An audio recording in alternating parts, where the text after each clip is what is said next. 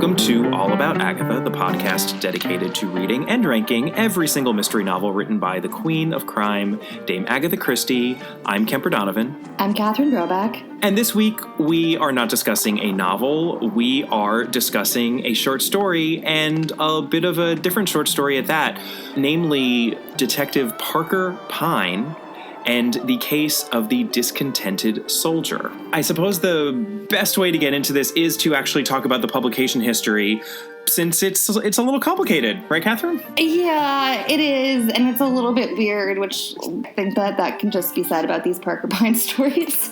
So, Okay, well, it was first published in the U.S. in Cosmopolitan magazine in August 1932.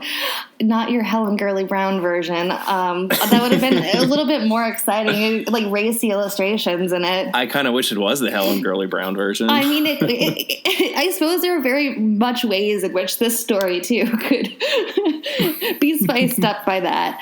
It was published with a bunch of the other stories that ultimately are the Parker Pyne stories, and they were all called Are You Happy? ? If not, consult Mr. Parker Pyne. Which is the way that his ad reads. That Correct. He puts in the newspapers. Yes. Right. Yes. So then it gets published in the UK later, October 15th, 1932, in Women's Pictorial. But then it has another title because this is now called The Case of the Discontented Soldier, but it is also called Adventure by Request. And then it's published in the collection that probably everybody has read it in, which is Parker Pyne Investigates in 1934. Interestingly enough, not by Collins Crime Club. Right, by another subsidiary of William Collins, right? Or just William Collins and Sons, William Collins. I And then the weirder thing about that, and I suppose somebody who's listening who knows more about this might have an explanation, but I think the same year, the Listerdale Mystery, which is another short story collection, which we will get to very shortly, that was also not published by Collins Crime Club. Right, and those are the only two, right, within Christie's excluding the Bodley Head ones, and even in the beginning, the first couple of William Collins ones. Before they did Collins Crime Club, yeah. Right, yeah, it's curious. I'm not exactly sure why that is the case. And then to complicate things even further, and we mentioned this in our last episode, but normally when we start in on these short story collections, we will start with the first story, but we are not actually doing that. This is the second story within the Parker Pyne Investigates collection. And the reason we are doing that is in our last novel episode, Cards on the Table, we were introduced to Mrs. Ariadne Oliver, and we wanted to cover the short story in which she appears, and that would be this one, The Case of the Discontented Soldier, number 2 within the overall collection. So that is where we are. Let's get into this case and this discontented soldier and talk about our victim. So our victim is Miss Frida Clegg, who is a lovely, innocent damsel in distress, young blonde woman, and she goes through a series of unfortunate events. Yes, she does. And I'm already sighing because it's time to talk about our suspects. And unfortunately, this is one of the more uncomfortable Agatha Christie short stories because our main suspects here, and you should know us well enough that we would not be going here if we didn't have to, but our main suspects are two black gentlemen. Their race is specifically identified, and that is key to the plot, sadly, and it's brought up multiple times also. So it is brought up a lot. in various levels of offense, I would say. Yes, with various levels of offense. I don't think we need to dwell on the terminology used. It's, I think, obvious enough that not how ideal. Uncomfortable it is. Yes, that this isn't an ideal situation, but they are said to, or really observed, to be attacking Miss Frida Clegg. By the way, I guess we also should have mentioned, Frida Clegg is not murdered. This is one of Agatha Christie's more adventurous stories. This is not a murder mystery,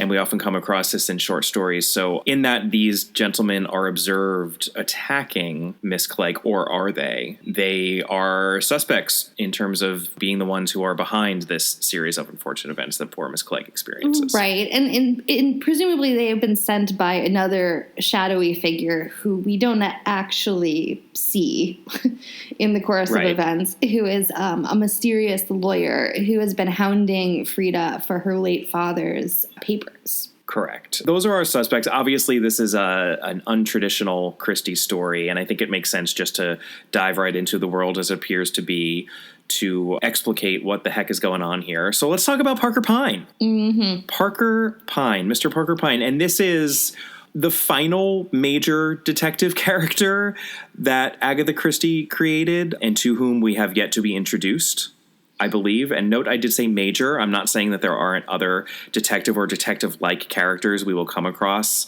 in later novels and stories, but in that he has his own collection, one can argue Parker Pyne is a major detective character of Christie's. If one can even argue that Parker Pyne is a detective, which I would, Yeah. Catherine is right. Parker Pyne does not hold himself out as a detective. It's interesting because I think he provides a counterpoint to so many of Christie's other detectives. To quote the man himself, I am, if you like to put it that way, a heart specialist. Parker Pyne is just kind of interested in people and wants to make people happier. That's it. So it's true. That's not really a concern that most detectives per se have. I mean, you're you're sounding like he's one step away from like Dr. Phil or something. We asked them both to take a polygraph. He said no. She said yes. He kind of is, let's be honest, right? He's closer to a Dr. Phil or a Dr. Oz. Dr. Oz says there's something inside of us that we all have that plays a key role in making us fat. In terms of professionals today than any of the array of modern detectives that we could point to. I think it's absolutely warranted to compare him to those pop psychologist characters because Pyne himself also does that. And in this very story, he says, and I'm quoting again here, I stand in the place of the doctor. The doctor first diagnoses the patient's disorder, then he recommends a course of treatment. There are cases where no treatment can be of any avail. If that is so, I say quite frankly that I can do nothing about it. But if I undertake a case, the cure is practically guaranteed. But the interesting twist on Parker Pyne's methodology is that it's actually based on something quite hard and scientific, and that would be statistics. And I'll quote again here from the beginning of our story. You see, for 35 years of my life, I've been engaged in the compiling of statistics in a government office. Now I have retired, and it has occurred to me to use the experience I have gained in a novel fashion. It is all so simple. Unhappiness can be classified under 5 main heads, no more, I assure you. Once you know the case of a malady, the remedy should not be impossible. And I don't know about you, Catherine, but I feel like that begs the question what exactly those 5 types are. Not that we ever seem to get an answer, but before we move on from Parker Pyne as a character and get into the case at hand, we'd be remiss if we didn't make a comparison between him and another famous statistics-loving character in a detective series, one Mycroft Holmes, who also didn't really fancy himself a detective, but was a kind of specialist. And of course, Mycroft Holmes, like Parker Pyne, was also rather fat and rather sedentary. And Christie, as we know from her incessant references to Holmes, starting with The Mysterious Affair at Styles and continuing throughout her career, was a huge Arthur Conan Doyle fan. So that's interesting. He puts himself up as a detective, although his ad certainly is ambiguous and odd enough that I suppose we could argue that anyone who answers the ad is on notice that this is going to be something outside the box, shall we say? You are asking for some trouble if you answer that ad. And so what we also find out pretty much immediately is that Parker Pyne essentially specializes in what I would call interactive theater experiences. So the problem with even calling this a mystery short story is that the mystery of it for the reader, I mean, we know that Parker Pyne is creating something up front. Right. He's concocting some sort of a scenario to make his clients' lives better. That is what his end goal is. His end goal isn't to solve a mystery. It's just that in the course of his concoctions, mysteries occur or thrilling scenarios occur that have their resolution in their sort of madcap Christie way. This is certainly a throwback to thriller Christie. Definitely so. And it also feels a little bit like the setups for these Let me put it this way. I'm surprised that there's not like an app manufacturer out there who's come up with a dating service that is basically this. So let's get into what's happening here, because I think that's a good point. So we said that Parker Pyne provides adventure. He tries to make his clients' lives better, and that is exactly what Major Charles Wilbraham needs. Now that he's back from his adventures in Africa, he is just bored. There must be more than this provincial life. He's back in England. He sowed his wild oats. He did his thing in Africa, and he doesn't have much of a purpose now. So when he saw this ad, he figured, okay, I'll give it a go. So what does Parker Pyne do, Catherine? So he sets him up first with he hears adventure basically. And so he essentially sets up a scenario that ends with a meeting with this vampy kind of temptress who Major Wilbraham is not having. He is off put by her because it turns out, he likes his innocent, delicate blonde girls. Pyne now knows this, and so he decides, he knows just the solution to this. This is pretty much unbeknownst to Wilbraham because, obviously it wouldn't be an adventure if you knew what the solution was. Basically, Wilbraham is just told to go to this address in Hampstead. Where what happens? Well, he actually doesn't get to the house that he is told to go to, right?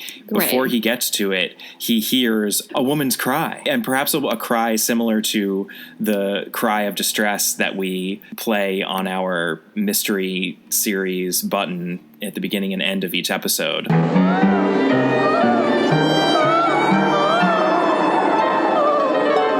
Something along those lines, although perhaps a bit more urgent.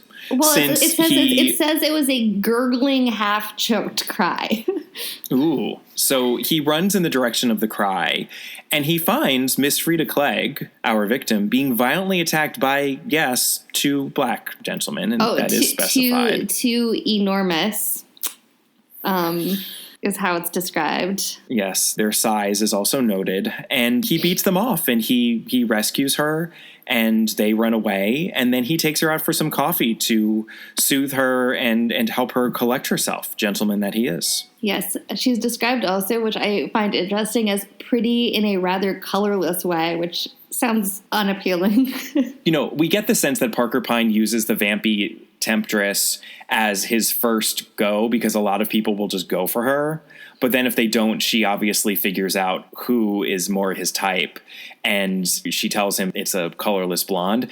Right. Our third-person narrator, I don't think necessarily thinks much of Miss Frida Clegg's looks, but she is perfect for Major Wilbraham. Right. She's not necessarily a renowned beauty. Let's just put it that way. So they get their coffee, and Frida is real open with everybody, as it turns out.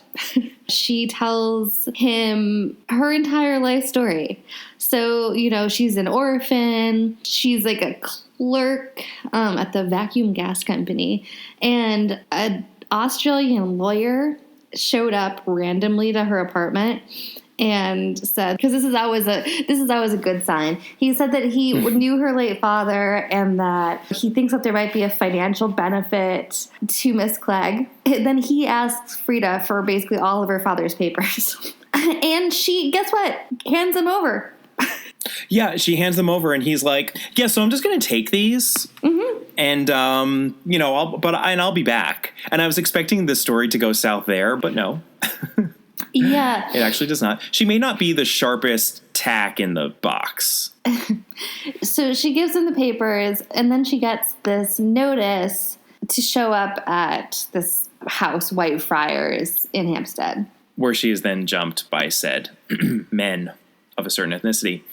So Wilbraham now is all about this, and he's on the case because he takes a very protective stance toward Miss Clegg here. It's just so fortuitous that as he was on his way to this other appointment that he was able to save her, and he just forgets about that other appointment, and he's all about Miss Clegg. So he tells her that she must have something in the papers that she doesn't even recognize. She doesn't know what she has, but perhaps he can use his years of adventuring in Africa to look for a clue. So he's like, well, let's go back to your place. Yes. And They do indeed. Yet again, in the course of a week, Frida lets another strange man into her apartment to dig through her father's I was just going to say, I belongings. feel like Frida Clegg is, she's playing with fire. It's kind of like, do you remember there's that beat within Sense and Sensibility, the book, as opposed to the movie, where Marianne goes to Mr. Knightley's house, or what will become his house when he inherits it from his aunt,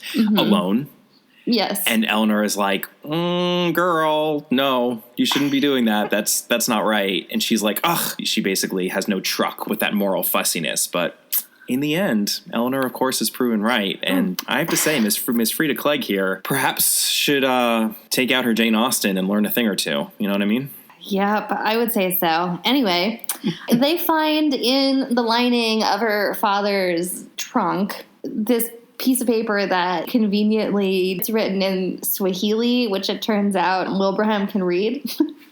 And this is also lucky. Also lucky, and it mentions hidden ivory, like a cache somewhere of hidden ivory. So, of course, Frida just lets him keep this paper. She's just handing out papers to strange men willy-nilly, and she gives it to Major Wilbraham, and he tells her, much like the strange lawyer did, I'll get back to you. I'll call you. You don't call me. I'll call you.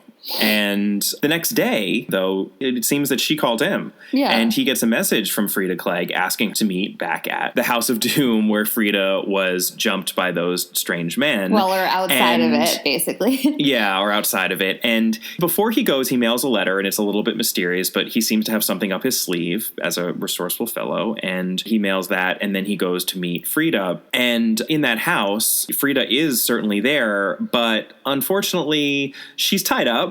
And he also gets hit over the head, which seems to be the common trope within an Agatha Christie thriller. You know, if some dude is getting hit over the head with like a pipe. Yep, this is a thriller. Yeah. We're in a thriller. Hello, Tommy. So, yeah, he wakes up from getting hit over the head, sees Frida tied up, he's tied up, and then the room starts to slowly fill with water. Yeah, and there's- they also never see this, again, mysterious lawyer. They just hear him in the distance as they await their drowning. They hear doom. his voice over an intercom because this whole thing wasn't cartoony enough. No. They're like, you know what this needs?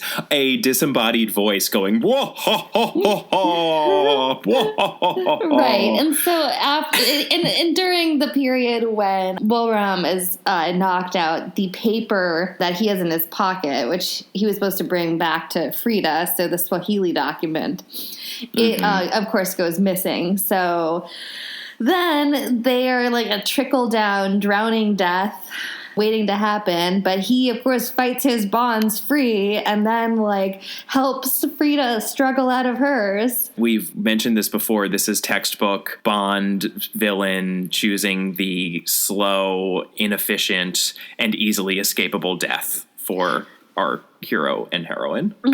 Yes. They escape. He gets Frida to safety, and then he proposes to her.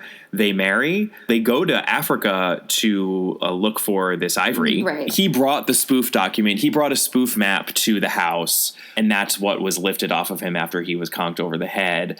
And he mailed himself the real map. So after they marry, they're able to go to Africa with the real map and look for the ivory. And the story ends on them in Africa, at least as far as they know. The story ends with them in Africa, and each of them thinking to themselves how when they answered that ad from this strange Parker Pyne, that it's a shame that it didn't work out. Yeah, basically. Basically. It's a shame that Parker Pyne's plans for both of them, we learn at the last minute that Frida Clegg was also a client of Parker Pyne.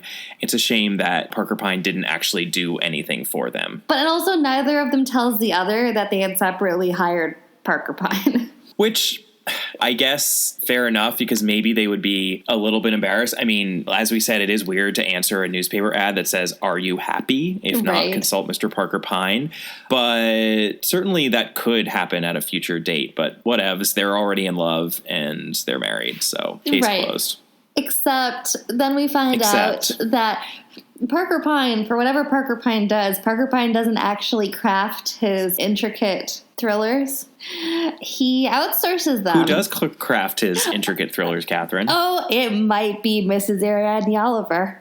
Ariadne Oliver! And this is how we are introduced to Ariadne Oliver. And it seems that she concocted the whole thing, even down to, I'm sad to say, the black men who were hired. She does make a point about that yet again when she's talking to Parker She does make a point Pyne. of that. So we do know that that was Ariadne Oliver's idea. Gotta say, I wished for a little better for my introduction to Ariadne Oliver. Well, and Parker Pyne criticizes her for the water dripping, potential drowning death for being a little over the top. Right, exactly, for what we've criticized that trope before. He's a critic, just as we are, but she kind of schools him on the fact that its familiarity is exactly why it works. Because people respond to what they recognize, and that's part of the power of the story that she concocted, which, as a meta statement, I gotta say, it's not often that you hear an author opining through her fictional counterpart about the value of being unoriginal.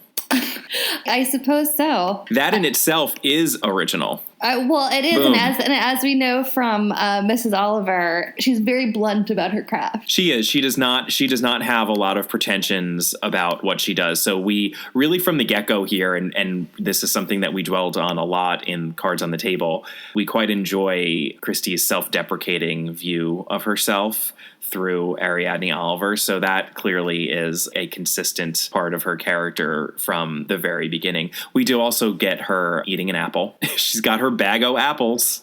Yeah, she does. And by the way, I did also appreciate that Parker Pyne has, like any good businessman, one of those money back if not satisfied clauses. Right. Because that's what Major Wilbraham, when he's thinking to himself, he's like, oh, I missed my window for being able to get my money back from that dreaded Parker Pyne who never actually did anything for me. But obviously his assumption is that his clients will get so caught up in what they think is an independent adventure / romance that they will not, in fact, collect on that. And he did not. So Parker Pyne is good at what he does. He had 2 clients, and those clients are happy now. And I agree with you, Catherine. I think there's a modern spin on this story that one could do, in which there's like an algorithm through an app that is basically just connecting lonely people that need adventure and that will work together, right? I mean, that's kind of what internet dating is supposed to be. I kind of feel like there have been some attempts at like matchmaker services where like they come up with like a themed meeting for you, like a art adventure or something like that. But I mean, nothing this elaborate, certainly. Right. It's a charming little story, other than the racism, which is a big but. That mars it considerably, I gotta say. But it's charming, it's light, it's frothy. Tonally, it's very much like the Tommy and Tuppence short stories that we also covered. Christie wrote so many of these stories in the 20s and 30s. A lot of these collections came out in the mid-30s, and that's why we're covering them now, because we're trying to be vaguely chronological with how we go through these short stories. And it's impressive, the output, but a lot of these stories do feel like busman's holidays almost for Christie as a writer, in that she's just doing something very different from the tightly constructed mysteries that she wrote in novel form, you know? Right. The gradation between something like Poirot investigates to Parker Pyne investigates is pretty great. Yeah, I know that I read all the Parker Pyne stories at some point. I do not remember a one of them, which perhaps is telling. So I don't know if all of them are as, quite frankly, disappointing as this one, but we shall find out. Yes, we will. Before we wrap up on this episode, we should also talk about the adaptation of this story, because yes, dear listener, there actually is an adaptation of this short story. It was episode 5 of 10 of this curious series called The Agatha Christie Hour that aired in the early 80s. And for this, as for all things Agatha Christie on screen related, we turned to our friend Mark Aldridge and his book. Essentially, it was this 10-episode series that was produced by the production company Thames, which is technically a separate company from London Weekend Television, but these were the same people, in particular the same producer, her name was Pat Sandus, who brought us Why Didn't They Ask Evans, as well as the Seven Dials mystery via London Weekend Television a few years earlier. And the reason why we're getting these, we would call them lesser Christies, adapted is that, remember, back in the 70s, when London Weekend Television got permission to adapt Christie stories, they could only do so with properties that were not Poirot or Marple, which is why we have these stories adapted first and extremely faithfully, sometimes slavishly so. London Weekend Television also, of course, did the Tommy and Tuppence adaptation, starting with The Secret Adversary, which we already covered, and then the Partners in Crime series, half of which we've covered. So I think a big compliment to this series and all of the London Weekend Television and Thames productions is that they were crucial stepping stones to what we got in the later 80s with the Joan Hickson Marple series, and then, of course, the David Suchet Poirot series, because if they hadn't done this and if they hadn't gained the trust of the Christie estate, which had been so burned on, in particular, those MGM movies in the 60s, which we've also covered a little bit, the Margaret Rutherford Marple series. I know there are big fans of it. I don't even necessarily hate it as much as some people do, but that series, and then the Alphabet Murders, dare I bring that up, for Poirot, which is in the same vein, they were so burned on that it really did take doing these other novels and short stories and adapting them faithfully to get to the point where we were able to get our beloved Joan Hickson and David Suchet, and then even the later Marple series. And now, of course, we're in kind of a renaissance of these high-end adaptations. So that's all fantastic. So let's be appreciative. Well, and of you that. know what? Also, I would say at least in the case of Partners in Crime has its charms. Oh, it absolutely does. And I would argue that this episode had its charms too.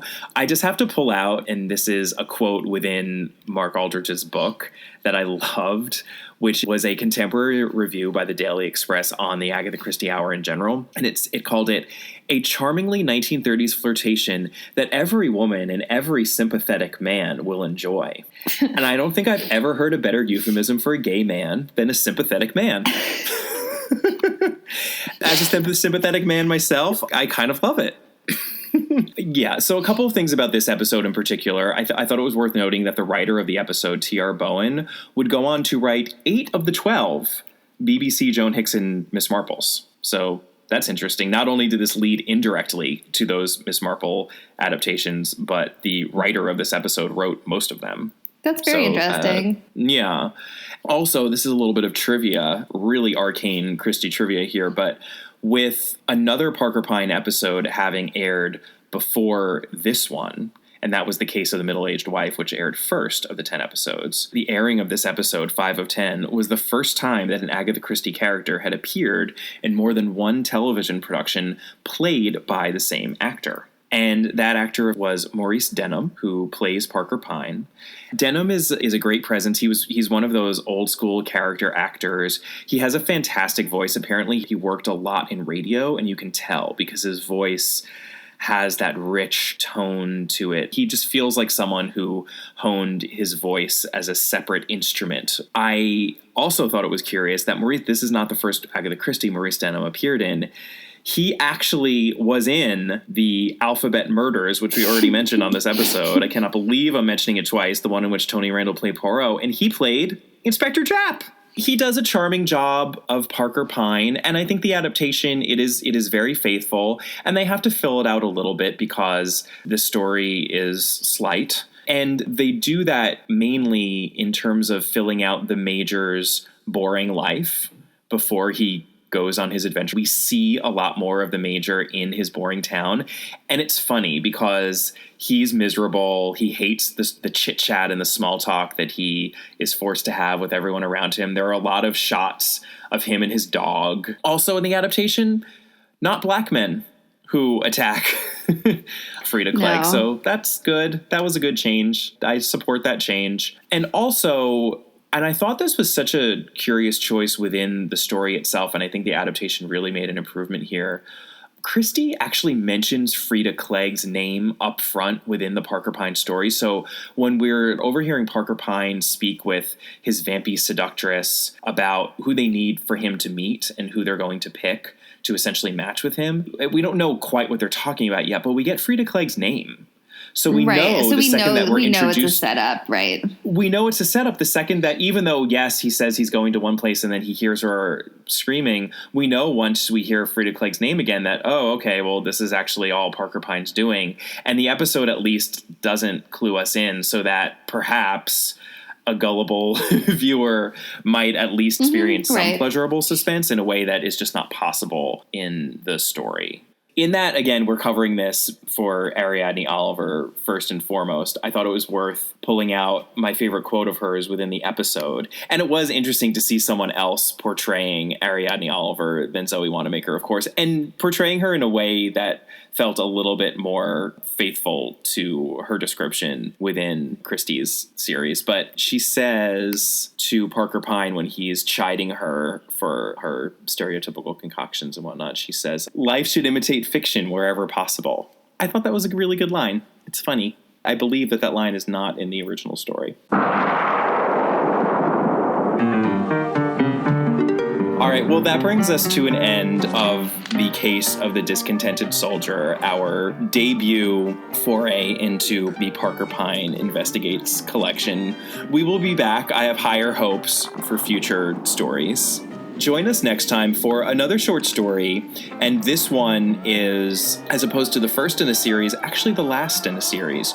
We are doing our final story within the Dolly Bantry dinner party that is within the 13 Problems collection. Yes, we have 2 stories left, but there's only one story to complete the never-ending dinner party, so we're very excited about that. The Louis Brunwell dinner party at the Bantries. And that story is The Affair at the Bungalow. So join us for that one. And in the meantime, you can always contact us. Email us at allaboutthedame@gmail.com, or find us on Twitter at allaboutthedame, or on Facebook. Our Facebook page is All About Agatha.